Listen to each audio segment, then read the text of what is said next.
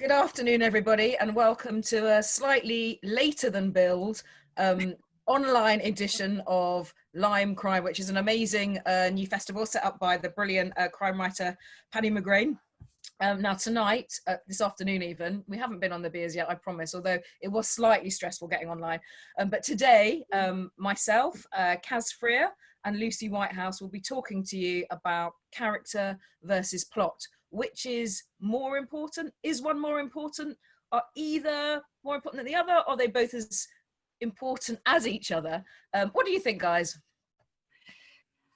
Well, one of the things we talked about when we were talking about this chat is which comes first, chicken or egg. So when you start one of your books, what do you start with? And I mean, if you're doing a standalone, is it the same as when you're writing a series? Kaz, I know you've done both or in the process of doing. Yeah, I'm in the process and interesting. So I'm writing a standalone at the moment after writing 3 in a series. And I think, I mean, it's difficult to remember when I was writing my debut, because you write your debut in a very, very different way. You often don't really know what you're doing and you don't necessarily think in terms of acts and structure and plot. But certainly when I wrote 2 and 3, I would have said that I wrote very character-led procedurals. And I think because I write procedurals, there is a plot that almost has to happen, that you have to make it as interesting as possible by putting your own stamp on it, but there are certain things that will always happen. So I've almost found like the character bit just sort of comes naturally, but now writing my standalone, I mean, I must have spent 3 months on that, just plotting it out. I'm finding it really, really difficult. And then once I've got that plot in place, then suddenly going, well, who is my character? Like I've got this very loose idea of who she is, but because I've been writing the same characters for the past 3 years, it was really interesting to go back to thinking, I don't know anything. I know what's going to happen to her in this novel and where she's going to end up, but I don't know, you know, all the slightly cliched things. I don't know what she has for breakfast. I don't know what newspaper she reads. I don't, and sort of trying to form all that. So it's it's been a really, really different process. Do you think about that though? I mean, do you actually physically think about what paper they're going to read, what their favourite drink is? Do you write all of that down before you start writing? I did with the standalone, and you know, the only reason I did that, I did the Curtis Brown creative course, so 6-month course. It was led by Erin Kelly. It was amazing, and we did obviously an awful lot on character. And that was one of the recommendations, to just, because 99% of it won't end up in the book, but it's just really rooting the character in your head. So, and it's almost coming up with things that won't be in the book. Favorite vegetable, how would they react in this situation? But just so you start to know that character like a friend. So I did with this one. I don't know how much it helped, but it kind of got me thinking about them. And it's more about how they will react to situations in the book, really, rather than, I don't know, shoehorning a courgette in somewhere. Love shoehorning courgettes. That's what I've been doing during lockdown, actually. I must get this fact about my character in. It's funny, I never consciously think about that, but in terms of, you know, what my character was like. I think roasted cauliflower would be hers, but she'd never cook it herself. My current protagonist, but I never think about that, but kind of I always sort of know. It's a very kind of vague. I still, you know, I remember when I was working as a literary agent, one of the people that I used to really like representing was for foreign rights. Her primary agent was Dolly Anderson, but Leslie Pierce was great. And one of the things she said was people always asked her sort of, when you're when you are writing your books, where do your ideas come from? And she always said, oh, when you first book deal, they give you an 0800 number and say plots.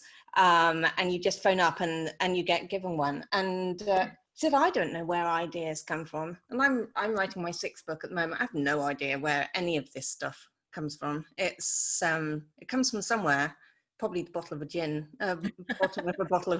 I think. But Yeah, I don't know. One thing I do know. Oh, sorry, go on.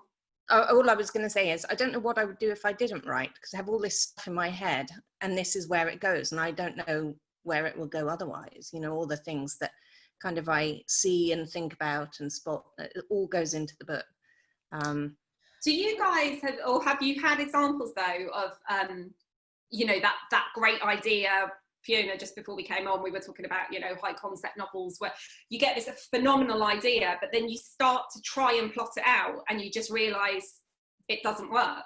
And I think you have to, I've been thinking about this, obviously, knowing that we were doing this panel, and, you know, personally, in my books, I think I try and give equal weight to character and plot, if not perhaps slightly more to character, because thinking about it and thinking about all the great literary, you know, figures that I remember, you know, like your Ripleys or your Hannibal Lecter or your Jack Reacher or your Rebus or, you know, Morse, any number of detectives, for example.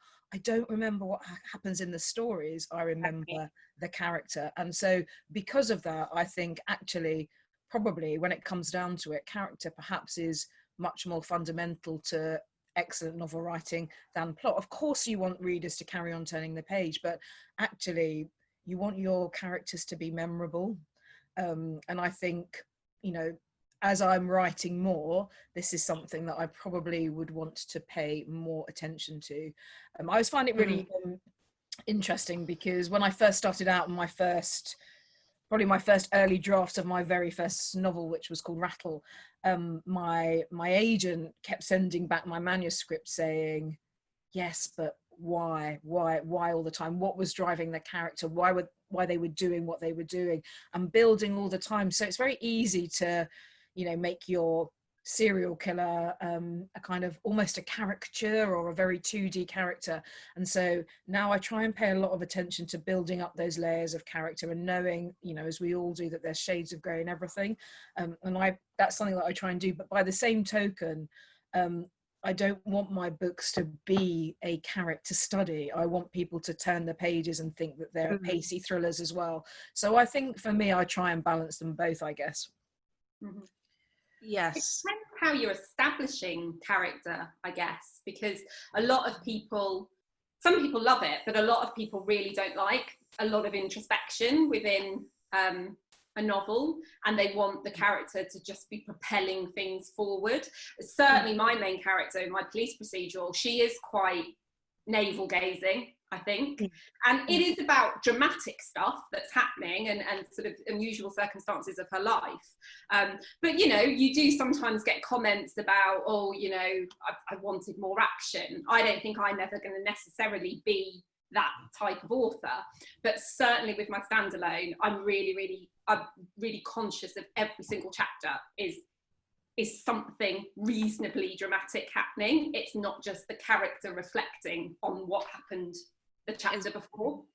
And I think if you can do both, you almost hit that kind of sweet spot, really, because, you know, but if I think about big books or books that have made an impression kind of over the years, you know, the things like Eleanor Oliphant, even not crime fiction, but, you know, contemporary fiction, it's all about that character. People remember the character, or, you know, Hercule Poirot, or, you know, Miss Marple. And so I think especially if you're writing a series, it's about trying to make your lead as distinctive as possible. And there are, you know, lots of ways to try and do that.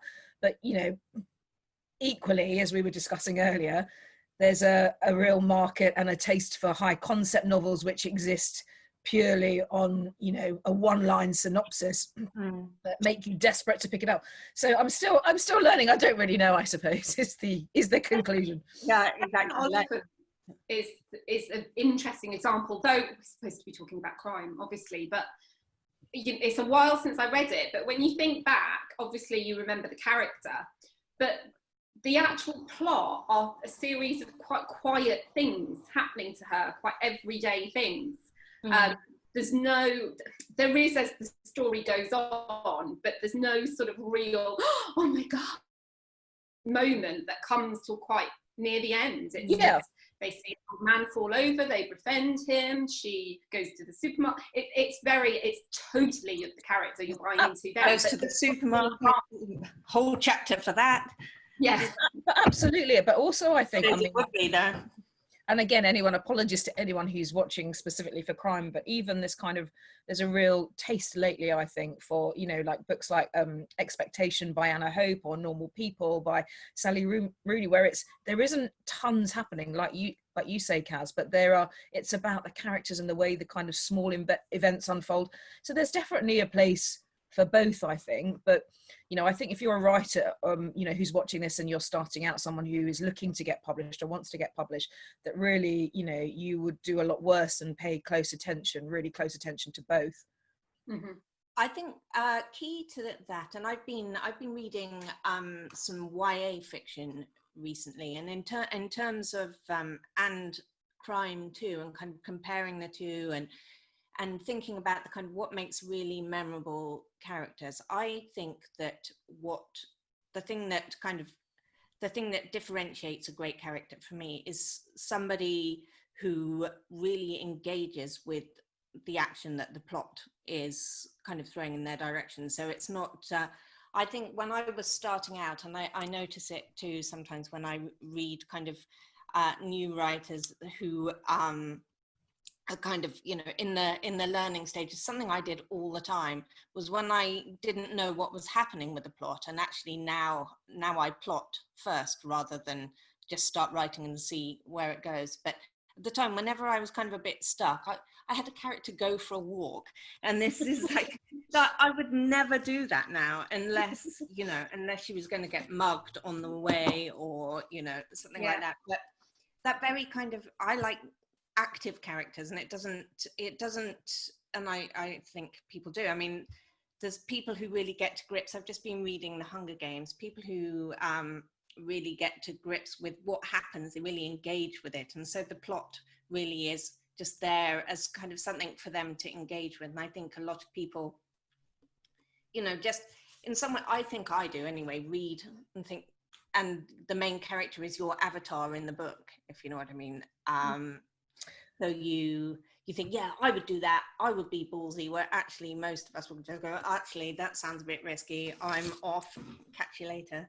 But the most memorable characters engage, and also have perhaps 2 or 3 things that you can just reel off the top of your head. So Morse, for example, the gleaming spires of Oxford and his car and music, and then immediately you say that, and quite a bit about him. And that's only a couple of little details here and there, but I think that's increasingly a challenge for crime writers, to make your detective or your protagonist, or and your antagonist, whoever, to make them distinctive and different, without falling into cliche, or the drinking detective, or the kind of grizzled detective, or those kind of things. And I think that's increasingly a challenge for crumbling marriage.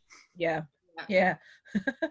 And that's quite tricky, isn't it, to find a new way of approaching something. I spend ages, but one of the ways I try and do that in my books with all of my characters is by I use quite unusual names for my character, and I kind of cherry pick them everywhere I go. So I've had an Erdman and a Wildeve and a Brinley in my books, and I just think it's another way of making your character stand out a little bit more.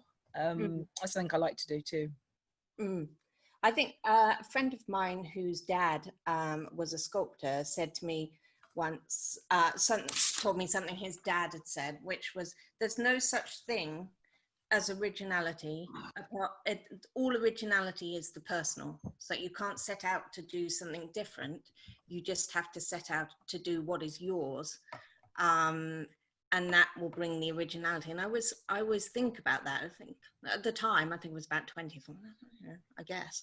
But now, I think about that and think, God, that's absolutely true. But you have to, I think it's no coincidence that all of my protagonists so far have been women in their 20s, 30s, because I think, novel writing is always for the reader. But the most compelling fiction comes when you're seeing a kind of glimpse into somebody else. I'm reading Olive Kitteridge at the moment. I love Elizabeth Strout, but for some reason, because I watched the HBO show, I didn't read the book, and now I am reading it, blowing me away. And it's, you know, it's a personal study, but in each of these little kind of segments, there's such tension, and yet nothing's happening. In the one that I'm just reading, was reading last night, Olive is just lying on a bed listening to a conversation outside the window, and it's devastating. I suppose that's where your skill as a writer, I guess, has to come into it, to try and kind of bring things to life. But I mean, I am a big fan of plot as well, because I love a book that every page you're reading, you think, oh, just a bit more, and you stay up later and later. And that's one of the biggest compliments I think a reader can pay you is when you get messages saying, oh, I stayed up till 2 o'clock or 3 o'clock your book, I had to find out what happened, and that's a real thrill, I think. And I think that for me sometimes comes from this idea of having that compelling kind of plot. And then you get into this whole thing about plot and story. I always find the distinction between those quite confusing, but I don't know, it's about balancing them both, I think, isn't it? Yeah. What do you see difference then? Well, I don't really know. I think between plot and story, the mechanics, isn't it? Is plot the mechanics of it, whereas the story, story is what happens, and the plot is the mechanics,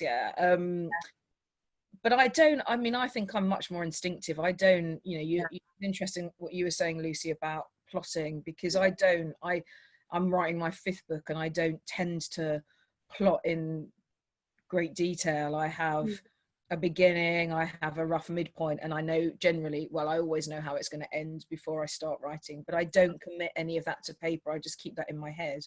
So I suppose that's a loose kind of planning of sorts. But it's interesting you saying that you've changed actually your way of working. You start to plot much more carefully. Is that because you find it easier to have that roadmap to navigate? Well, it is, but that's and I think, we're living in such an age of excellent crime writing. The bar is so high, and I think naturally that I'm more about character than plot, and so I'm conscious that to write plots that are really kind of satisfying, I have to really put the work in. It was interesting what you were saying about it taking 3 months to plot your standalone. That's about. Oh, you've gone. Oh, am I back? Yeah, you're back. Yeah, sorry about that. I don't know if you can see, but from the strange background, I'm in a cottage right on the water's edge in Maine. I know. We've come up to stay with some friends of ours, and it's amazing, but no phone reception, spotty Wi-Fi. It's for everything except things like this. So yeah, exactly. Good for all kinds of things, but not for online crime festivals. But what was I saying? Yes, so 3 months is about what it takes me to come up with a plot that feels satisfying, and that I think is, kind of good enough to be out there with some of the amazing plotters who I think must kind of just do it naturally.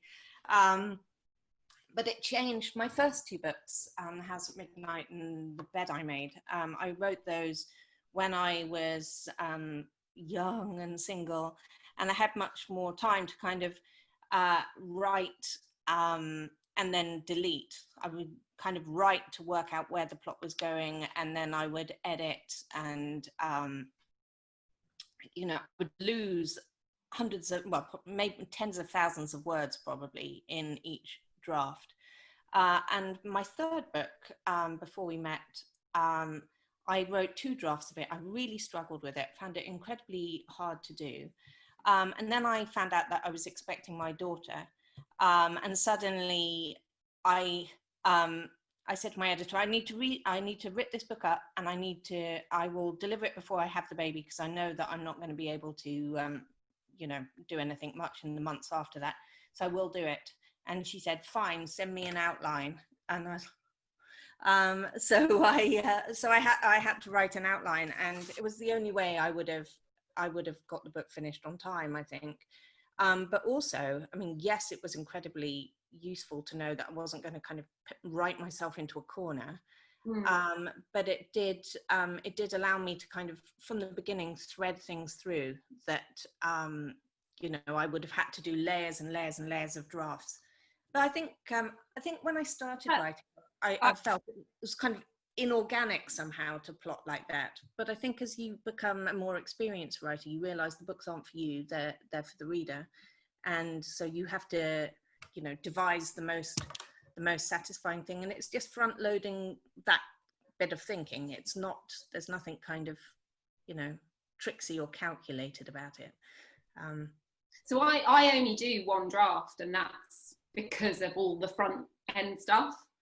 Obviously I get edits back, but it tends to be more warm this character up, that motivation isn't quite, that needs better explanation, etc. But I've never had a real structural edit, and I think that's because I drive myself mad for 3 months, because I think what plotting does is it makes you, it does, and I don't know, because you're a very different writer, Fiona, you write very instinctively, but I find that it just enables me to almost sit apart from it, look at it more critically and see it's sagging there, nothing's really happened, I need some sort of bombshell here.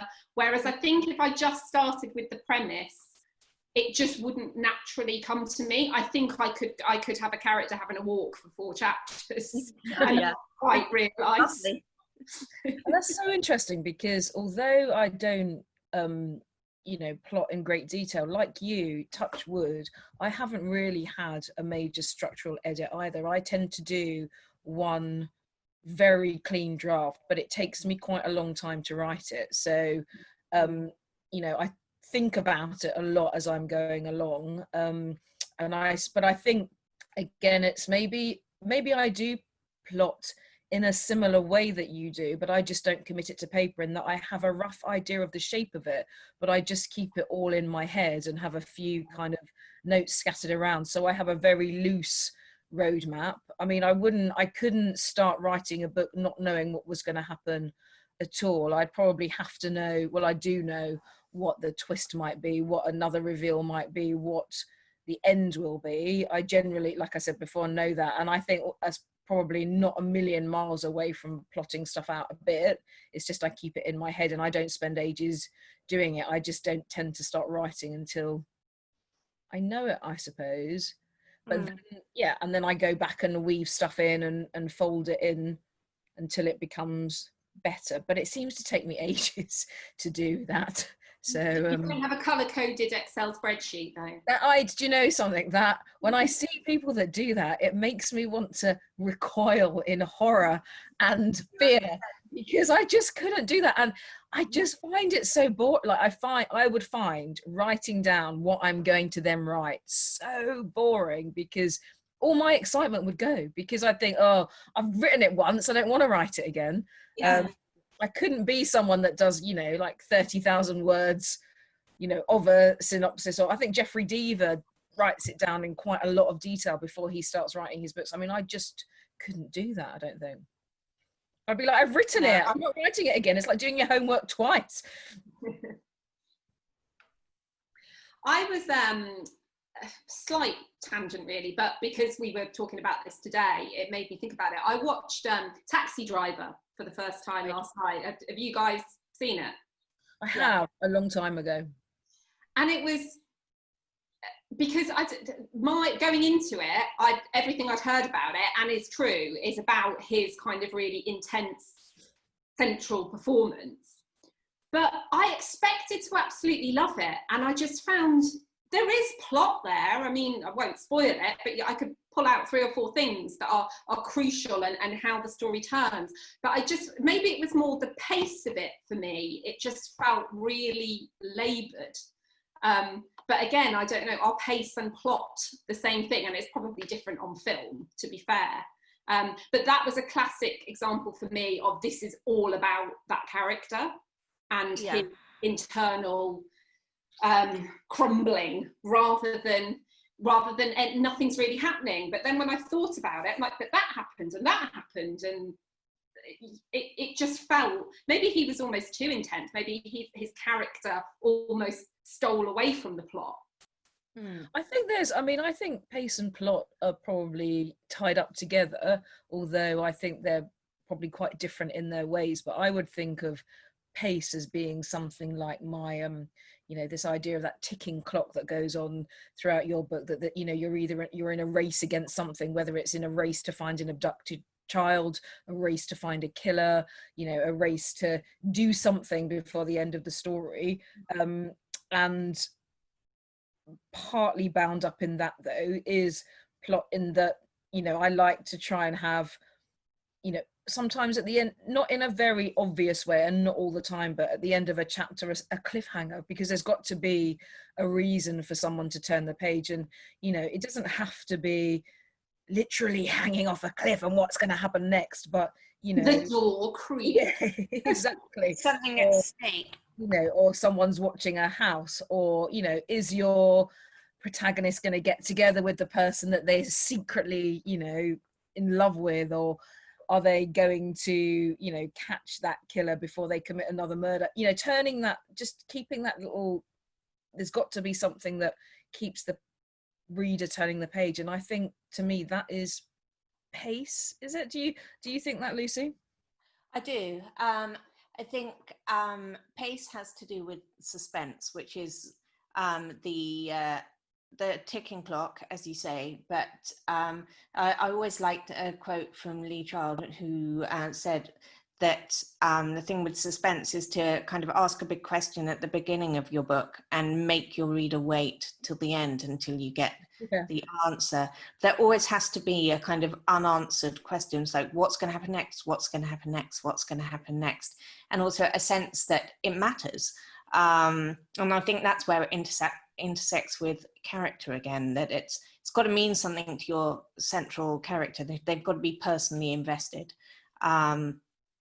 So that is, there's kind of, I find that the best structured books have the one kind of central question, like thinking of the Hunger Games, which I've just been reading. In the first one, is she going to get out of the arena alive? But then there's lots of kind of intersecting questions. What's going to happen in this situation? At the end of each chapter. So she's asleep up the tree, and there's the nest of the trackerjacker, the poisonous wasp things. What's she going to do in the morning? So, oh God, 2:10 in the morning. I know I've got to get up at 7, but what the hell? One more chapter. So down to her and her, her having to choose between Gail and the other name I've forgotten. Peter. That's it. That's quite a compelling sort of little subplot in its own right as well, isn't it? I think. And totally. I was actually surprised because I've read the Hunger Games trilogy before. I'm reading it again, kind of with a kind of different, more researchy eye this time. And I remember the romance being, obviously an important part of it, and but I am actually quite surprised by how much that drives the plot. It's in there way more than I remember. And it is really affecting. I think she does it. I think she does it incredibly well. Have you read The Ballad of Songbirds and Snakes yet? Not yet. Have you? I've got it. My 10-year-old's read it. She said she didn't want to read it. She was put off by the blurb, but then she read it and was just blown away by it. She said it was really, really good. So I'm going to be reading that next. But I think Suzanne Collins actually is a brilliant, she is able to write character and plot. I know she's not a crime writer, but she is a great example of someone that's able to do both, I think. Totally. It's interesting because she, I know this because my husband works in the department where she did her screenwriting MFA. So I know that she started off as a screenwriter and worked in children's television for years before she started writing fiction. I was reading about her in my fangirlish way the other day, and she's actually very private, so there's not much that you can find. But she was saying that when she started writing fiction, she was like, oh, how do I, you know, I spent a whole day writing 2 paragraphs of just like descriptive thing, you know, which you'd never have to do in a screenplay. And so I think that was her challenge, you know, kind of from one, changing from one kind of one medium to the other. But yeah, she's a brilliant structuralist. I mean, the suspense is, you know, tight all the way through. But if you were screenwriting, what do you think's more important then, plot over character? Oh, I don't know. I think, well, I mean, my husband is a screenwriter, and he is, you know, I'm always amazed by him. It's all like event, but then the event always shows character. And when he was a young man, some time ago, he used to write, from what I can tell and what he's told me, he used to write much more kind of character-led pieces. And I think, as you know, now he writes much more plot-driven pieces. But it's great. It's a really useful thing, actually, because when we first got together, we would have like story conference when we would both talk about what the other person was working on, and his talents are totally different from mine, if I have any. But he's always plot, and I'm always character. But we know that we have to do a swap, and so that's what we talk about. I watched few months ago, actually, as we went into, I think she was doing them because of lockdown, and again we're going off crime now, this is very much comedy, but you know Daisy May Cooper, who This Country, she did some Instagram lives, screenwriting, and I love her, and I was watching them, and again, this is probably very much coming from a comedy perspective, but she was saying, when you start writing, don't even think what your comedy's about or the hook or anything, start with the characters. And she was actually saying production companies, that's all they want to know, because actually the plot, they will work with you on, the producers will have that input, but you just need to really, really know who your characters are. And I suppose if you're thinking about something like This Country, what's it about? 2 bored people in their early 20s kicking around the Cotswolds, not doing anything. Just, you know, there is no plot really. You know, there's maybe a funny premise in each episode. And I can see how it works for comedy. I'm trying to think, would that apply for writing a I think Lucie kind of hit the nail on the head really earlier when she said, you know, it's about something in your plot revealing the truth of the character.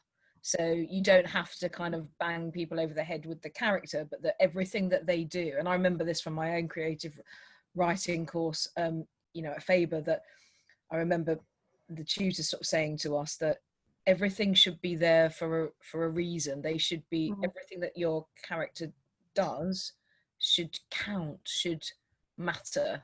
And I think that's, you know, there should be a reason behind everything, because that then reveals the truth of the character while pushing the story along.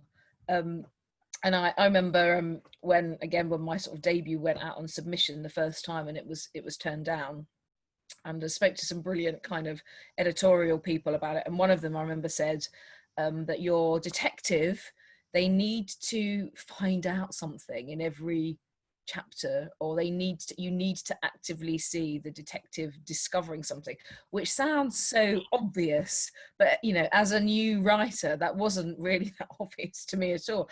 And I went away and I thought, oh, and actually learn, you know, actually, yeah, they have to find something out. But it's easy to go back and sew that through when you've got a manuscript as well. I think when you've got a finished manuscript. But yeah, I suppose what happens is an act or an action, or you know, whatever reveals something about your character. Would they run into a house that was on fire, or would they walk away from it? You know, that kind of thing, I suppose. Yeah, exactly. And I think when I remember, again, going back to my agenting days, I remember just before I left Darley's, about a year before, he took on Tana French, and we had In the Woods, her first book, to go out with. And then she'd been talking to Darlie about what she was going to do next. And I think she said, you know, I want to write a series, but it's not going to have one central character, because I want each book to be about a major learning moment in each the protagonist's lives. And there's not so many that you know, a person has in their lives. Yeah. I think that this is, you know, it can't be that it's always, you know, the detective's child involved, you know, the another family member. So I mean, I think one of the things I like so much about Rebus, I mean, I love the getting old bit that he's doing. I love the COPD and everything now. And actually, I like the later Rebus books even more than the early ones. But I love, recently he's just, you know, he's just been, I don't know, it's a journey of personal learning that he's always doing. And the plots don't necessarily have to do with his own family, but they're always relevant to his kind of mental development as a human. And I find that really compelling, and part of why he's such a great character. And I love the humour. This is Tana French. I was thinking earlier on, I don't know what one of you said about the Witch Elm, and that was classic. I absolutely loved it, and I know that hundreds of thousands did, but I think I know a lot of people who have sort of pulled out the classic, you know, you're 30,000 words in and literally nothing has happened. And normally I would sort of, you know, ardently defend that, but they're kind of right. But because I love her writing and I love the characters, I don't really care.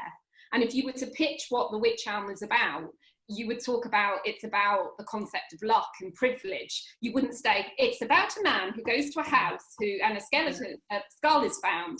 You wouldn't concentrate on the plot at all, would you? No. You think about the themes of that book. Yeah, I think Tana is totally character led in her writing, and that's for me the total joy of her.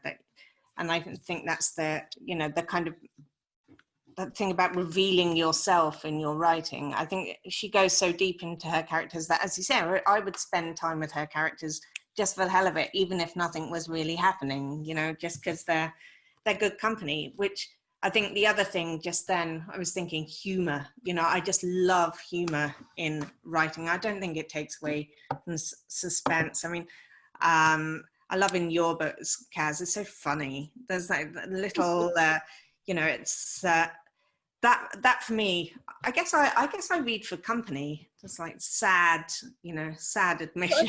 I think, and that's what readers often say, don't they, when they return to series, you know, year in, year out, you know, over the years. You know, some of the writers in our community, you know, with the really long-standing careers have been going for 20 and more years, and it's because people feel like they're with old friends.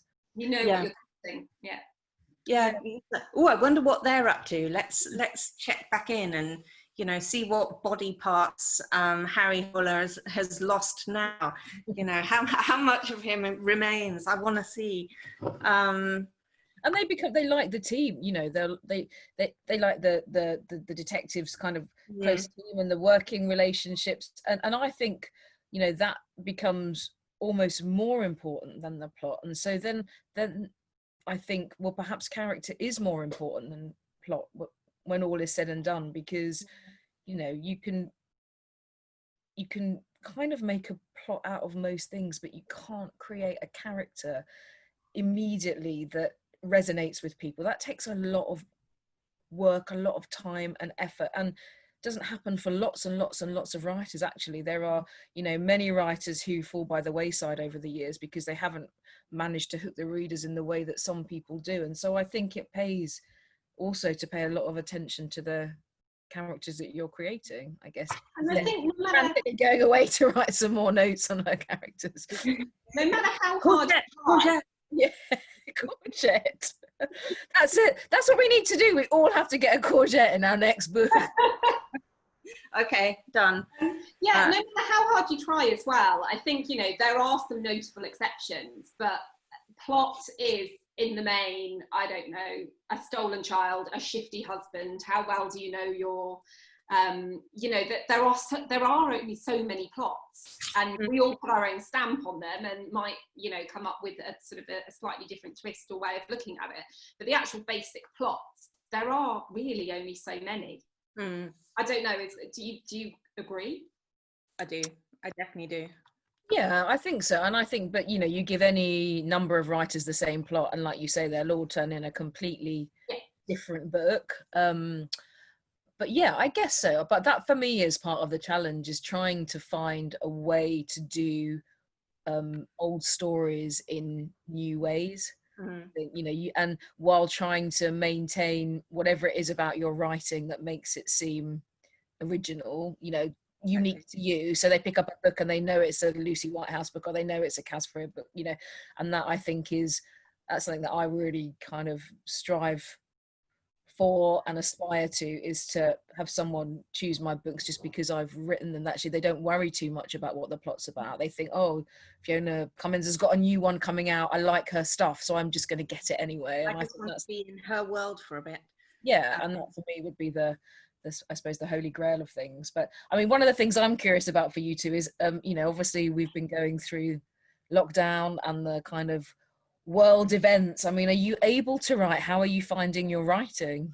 God, challenging, really challenging. It's easier now because although obviously I'm a Brit, I live in the US, and the school year ends much earlier here. It kind of finishes in the second week of June, and I have to thank God, because homeschooling is a nightmare. My daughter loves school, but she hates homeschool, and so my husband and I what's that? You take offence at that? Yeah, I do. It's I've made all kinds of mistakes, but she's been learning Spanish, so let's try and make it fun. And the turtle in her Spanish homework was called Despacito, slowly. So I played the Despacito song, and of course then she saw all the kind of bumping and grinding, kind of dirty dancing, so that backfired. It's yes, I mean, I have so much respect for teachers. I did it anyway, but now I really do. But even when my husband was doing the homeschooling, I would hear these kind of, and I was upstairs trying to write, I would hear these kind of feral shrieks coming from downstairs. It was just impossible. Don't make me do fractions again. Yeah. I hate it. I don't know what you're talking about. Yeah, I don't care. It's stupid. I just want to watch television. Right. Okay. Yeah, exactly. This is going swimmingly. Normally on a kind of standard writing day, I would do about 1,000 words.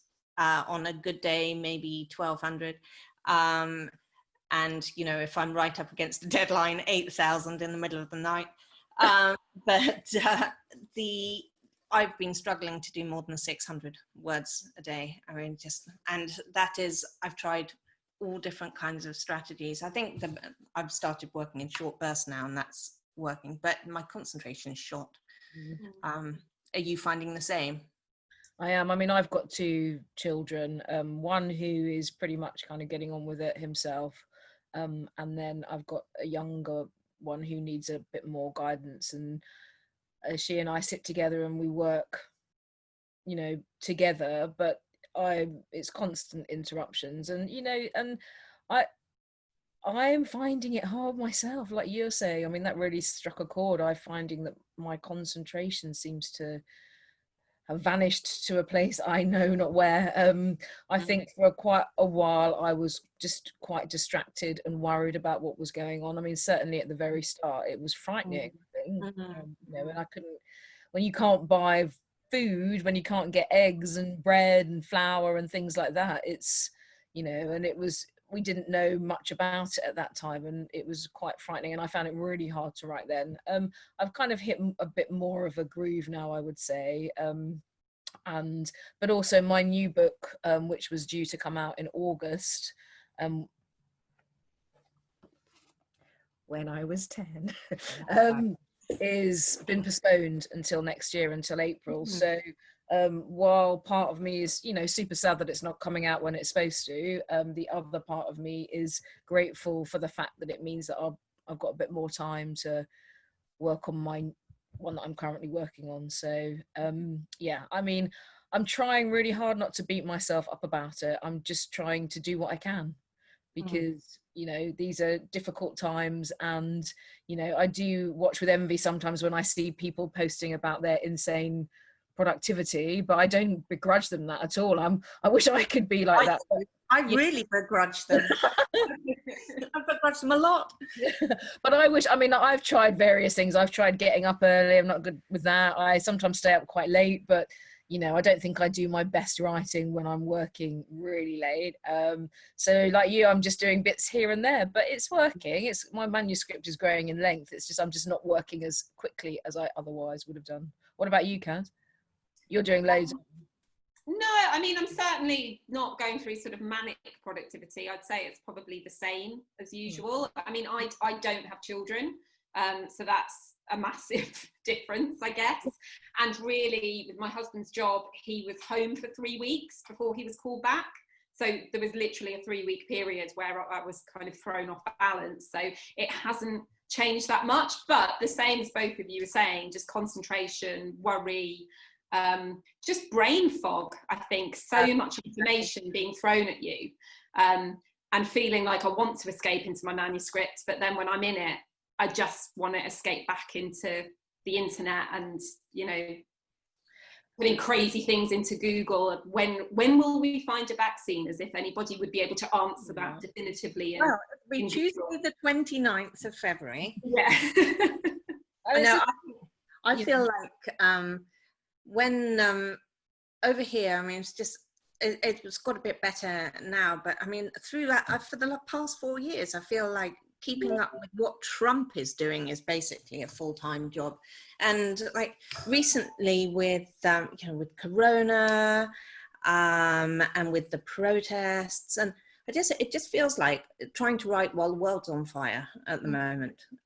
It's really hard.